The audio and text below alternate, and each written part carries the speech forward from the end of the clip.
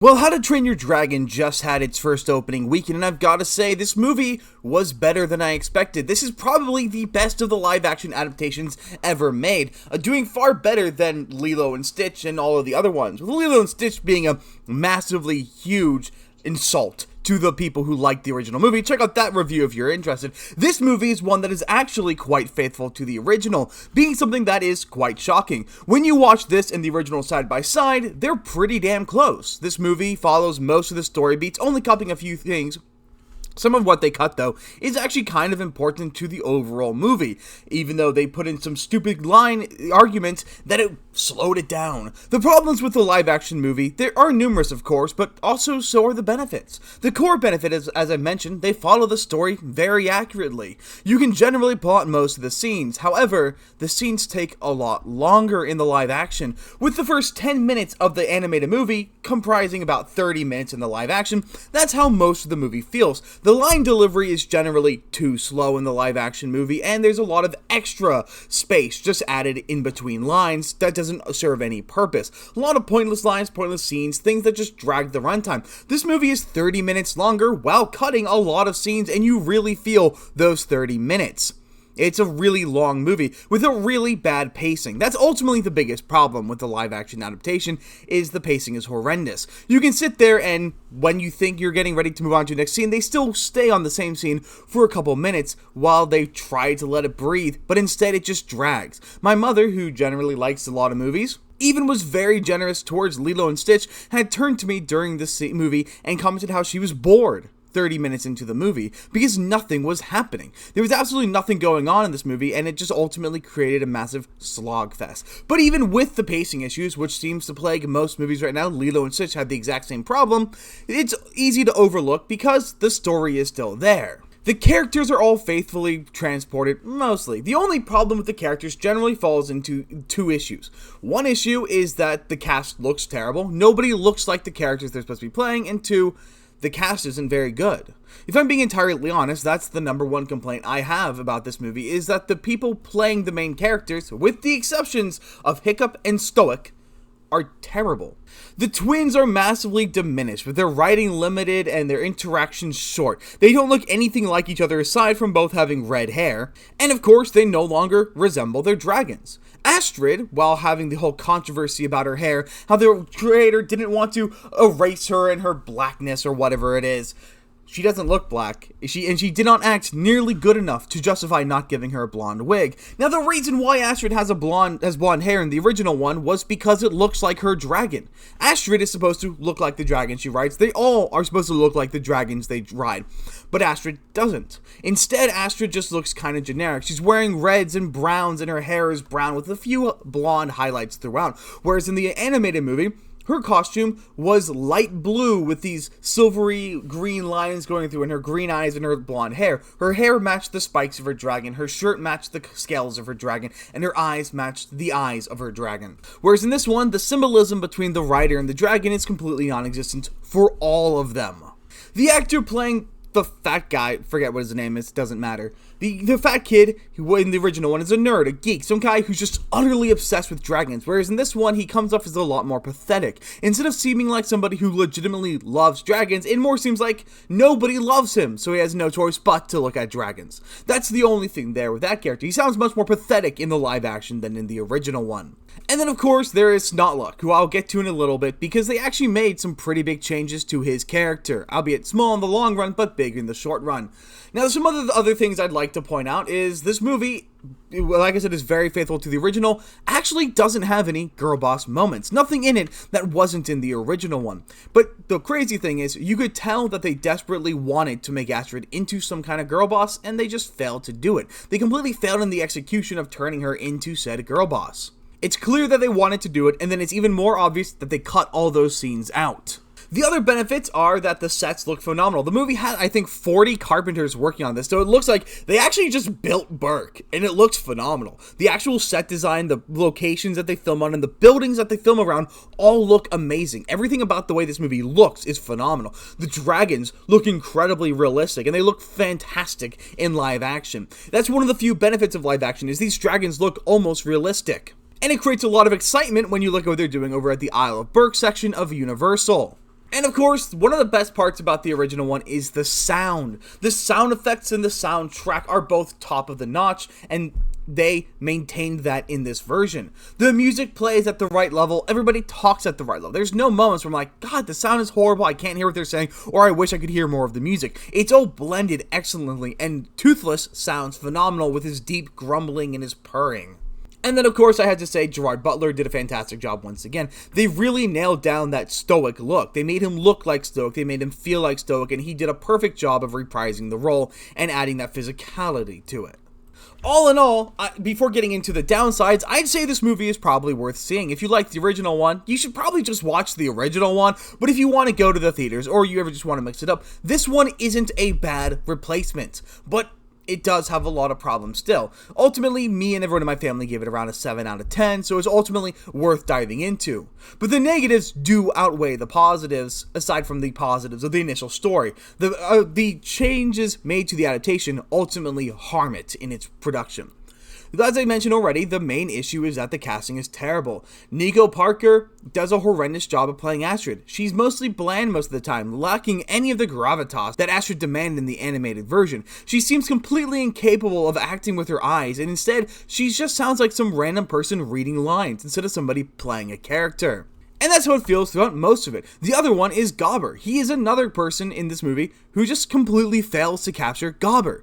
Gobber has a very distinct character, distinct personality, distinct line delivery from the original movie. But in this one, it just sounds like a normal guy reading lines. It doesn't sound like somebody playing a Viking, playing a character. He's just a dude who's just there, who's just reading lines. And it makes me actually quite worried because he's going to be playing Hagrid in the TV show for Harry Potter. And if he acted this way playing Gobber, I'm worried he's going to do the exact same thing as Hagrid and not put any character into the actual character.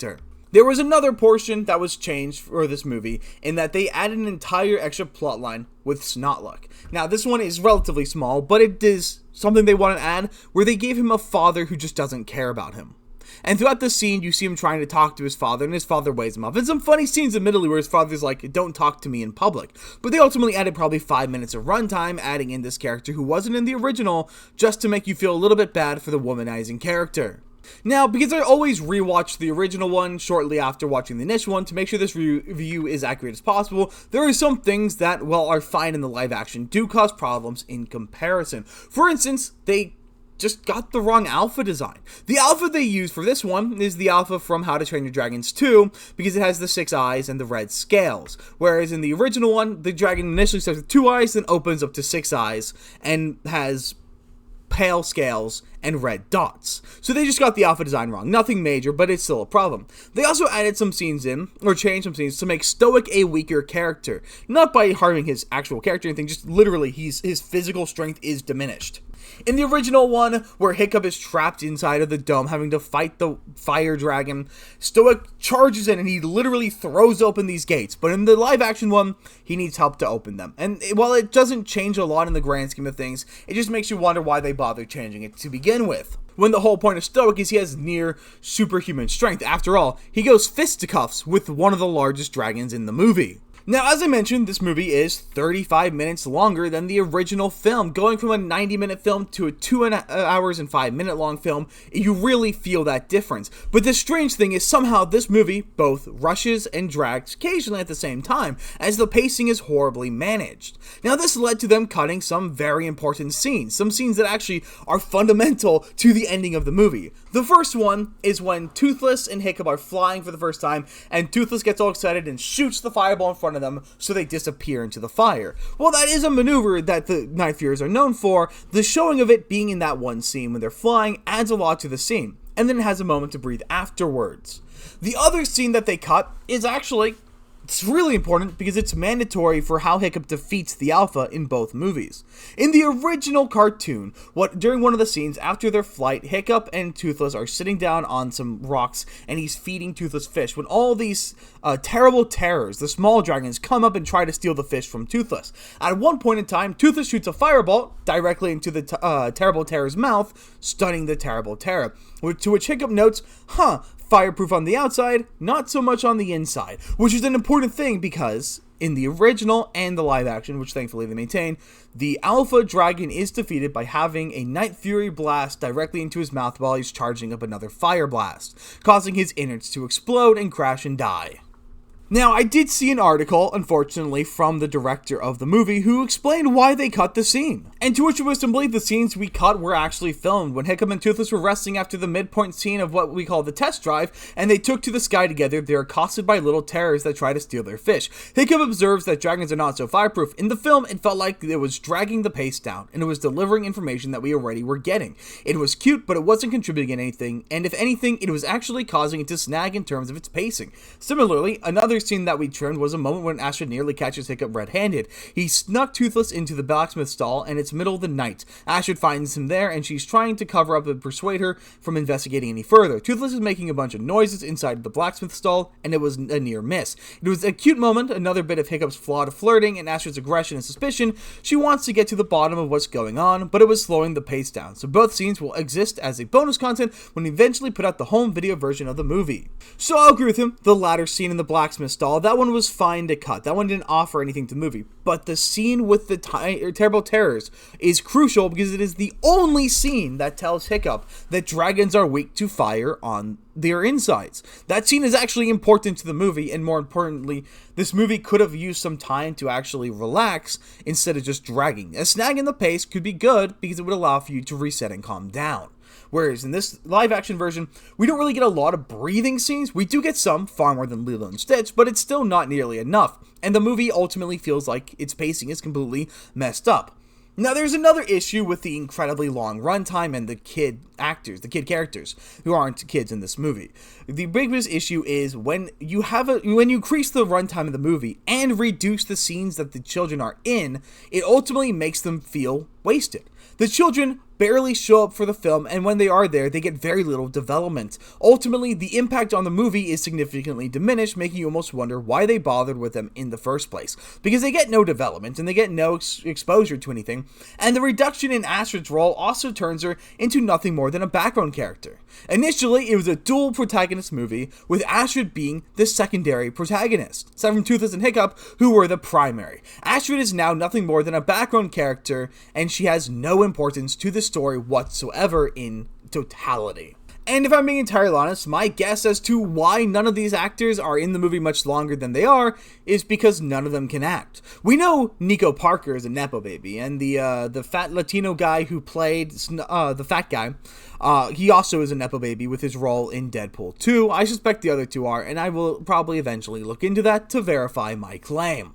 Now, there's one other change that was causing a decent bit of stir before the movie came out, and that is, of course, the forced diversity. And I will be honest, this movie does a decent enough job of handling the diversity. They actually specifically address why there are Black and Asian Vikings, which I will give them kudos for. Now, Berk isn't a natural Viking tribe. Instead, it is a accumulation of all of these different warriors from across the globe who decided to settle in Berk because it is the hardiest and most dangerous place to live. That's why they're there, because there's safety in danger, and so they all chose to go to Berk. So instead, they actually acknowledge that there are Vikings from the south, not really Vikings, there are warriors from the south and warriors from the east, and that they all came to Berk. And so they actually do explain the reason why there are tokens in this movie. Problem is, when you point out the only Black and the only Asian person in the cast, and you mention why they're there, you've literally turned them into tokens. Now, I get it. Hollywood is a piece of shit who demands that you meet a diversity quota. And so you had to meet the quota somehow, but you could have done it in a way that maybe found a nice little medium, but they did a good job handling it. The only issue is the diversity is now legitimately tokenized diversity. But at least it isn't something they ignore, because Vikings were not multicultural and there were no Black Vikings. So instead they found a nice medium ground, which I'll give them props for doing that. So all in all, this movie isn't offensive. It doesn't damage the what came before. It doesn't attack or berate or insult what came before. It has no interest in changing what came before. This is a very faithful adaptation with a few scenes poorly cut and a few scenes even more poorly added, some dialogue that's kind of cringe, and just generally subpar acting when compared to the original film. Instead, it just sounds like a kid's production. The acting is on par with that of Disney Channel originals, which isn't the worst acting in the world, also not up to snuff of the acting from the original film. So if you want to change it up or you've got a weekend to spare, why not go see it? Because everybody else is. This movie has already nearly broken $200 million in its opening weekend, with current projections $198 million in its current box office, despite only launching on Thursday, and it now being Tuesday as of me reporting this.